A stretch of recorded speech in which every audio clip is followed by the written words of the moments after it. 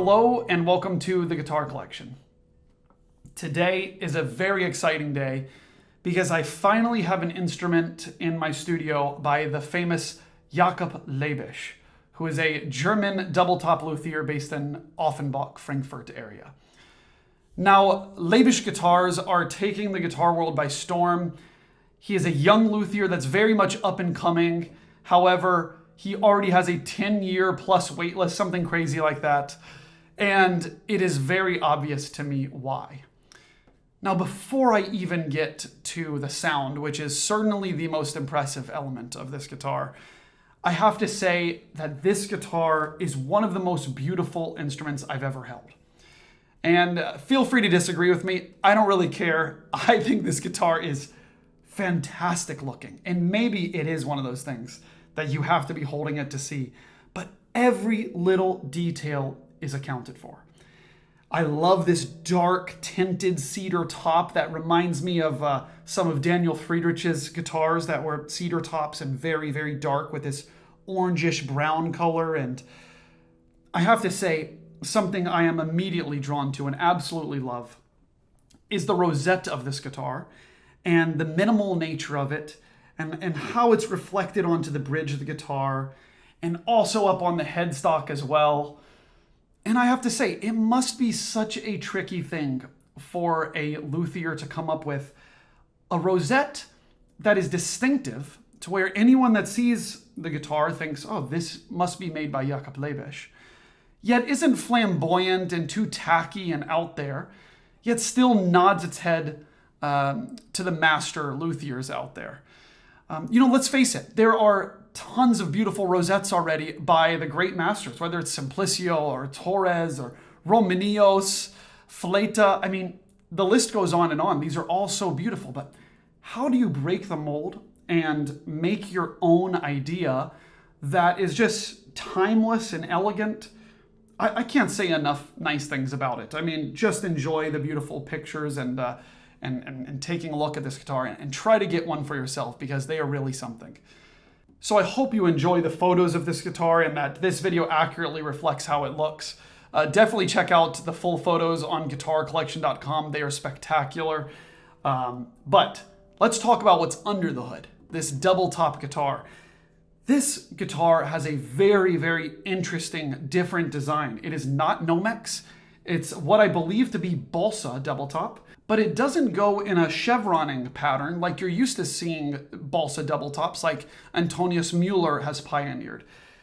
This actually has very thin strips of wood that all go parallel with the strings. And then under that is, of course, a fan bracing. Maybe it's 7 or 8 fan bracing. And I might put an image up on the screen for you to see here, to see what it looks like when you shine a light into this guitar. It's really fascinating. And then what really might stick out to you is a soundpost, like what you might find on a cello or violin inside the guitar, which from my understanding, he's using to put pressure and weight on certain parts of the soundboard to increase the sustain of certain notes. Who knows? We'll let him explain the genius of all of that one day. And wow, I have to say, other things you'll definitely notice right away. How lightweight this guitar is. Maybe I'll weigh it and put it up on the screen here and let you know how many grams it is, but I'm gonna guess it's between 1,200 and 1,300 grams.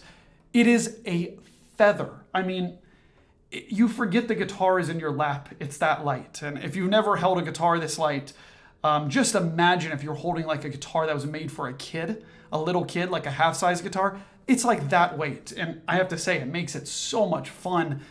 And when you play a note on it, I mean, the whole thing shakes. It's amazing. And of course, we have a raised fingerboard. And when you turn the guitar around, it has this beautiful piece of what I believe to be Indian rosewood. And it is so dark that unless you're in the right lighting, it just looks black. It almost looks painted black with just a little touch of the wood that you can see here. It's incredible. So about the neck, it's a little bit on the wider side. It's about a 53 millimeter nut width.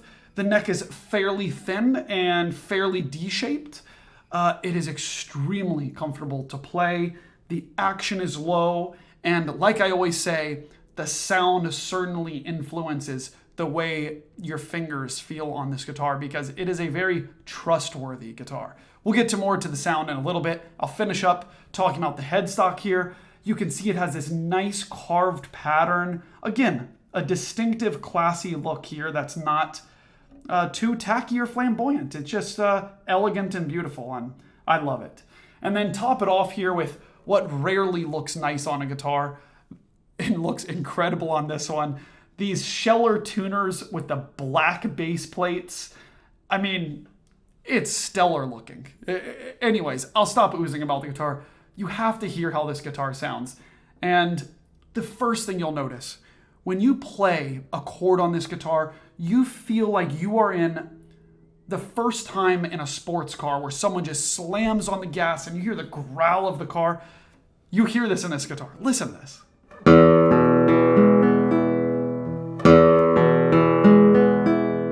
It just has power for days. It is extremely, extremely loud and extremely responsive.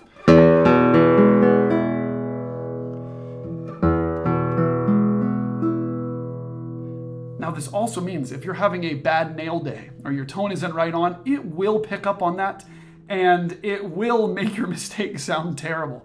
But I promise you, if you get used to this guitar for a few hours, you will learn how to make it sound its absolute best, and your fingers will get used to it. And once they do, everything is at your fingertips. All the options here. I mean, listen how warm and colorful I can make this guitar.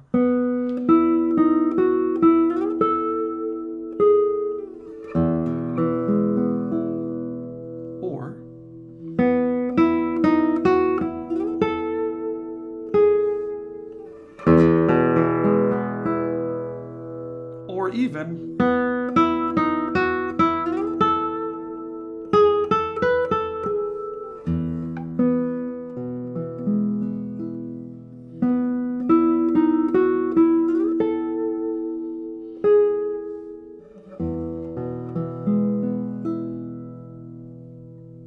it's such a sensitive instrument. It will give you what you put into the guitar. And the strings all have this really thick character, and there's no nasality to it. It's just thick sound in a very, very open sound.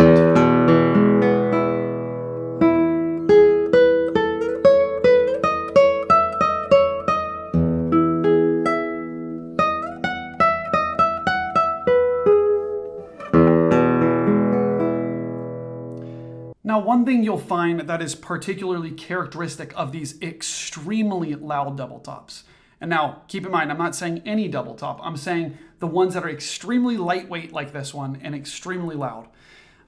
One thing you'll notice is that the sustain is not quite as much on the first string as a lot of other guitars that might not be quite as loud or powerful or responsive as these.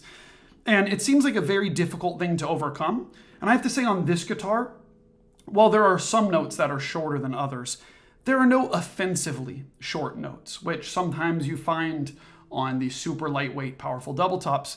If you know, you know. But listen to this. If I play on the first string, like B, C sharp, D sharp, and E,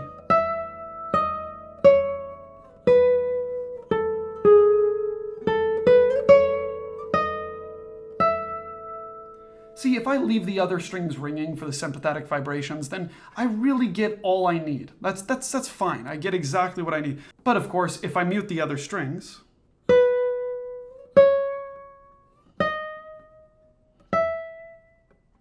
you don't get quite as much sustain. And well, for some people that's a deal breaker. For me, no. But it is something to keep in mind, because when you play bar chords, you are effectively muting the other strings from these glorious sympathetic vibrations that make you feel great. Like,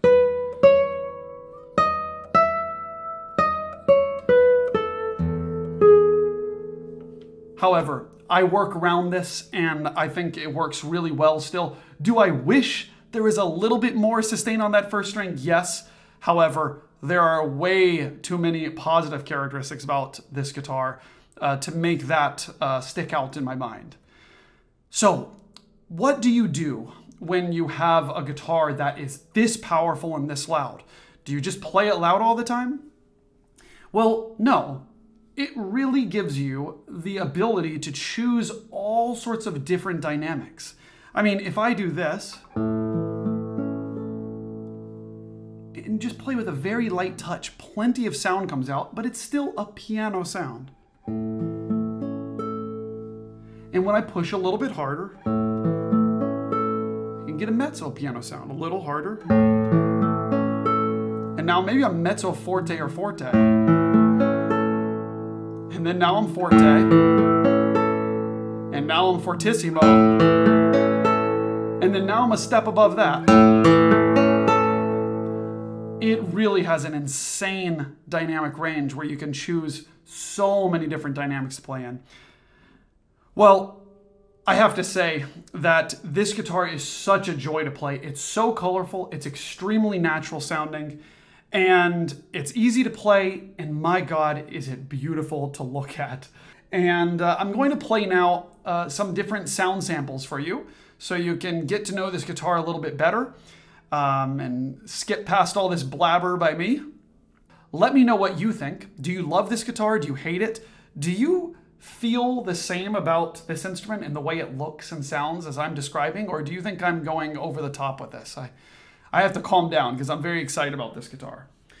And while it's not currently available, there are tons of amazing guitars that I'm getting in right now, so check it out at guitarcollection.com. Don't forget to subscribe to this channel and sign up on the website for advanced access to guitars, as I'll send out emails letting you know when new instruments are in before they go up on the website, before videos come out. And I'd love to see you there. Congratulations again to Jakob Lebisch for, wow, I mean, really creating something unique and beautiful. It's really a pleasure to get to know this guitar. Thanks so much for watching. I love reading your comments, and I will see you in the next video. Enjoy these sound clips.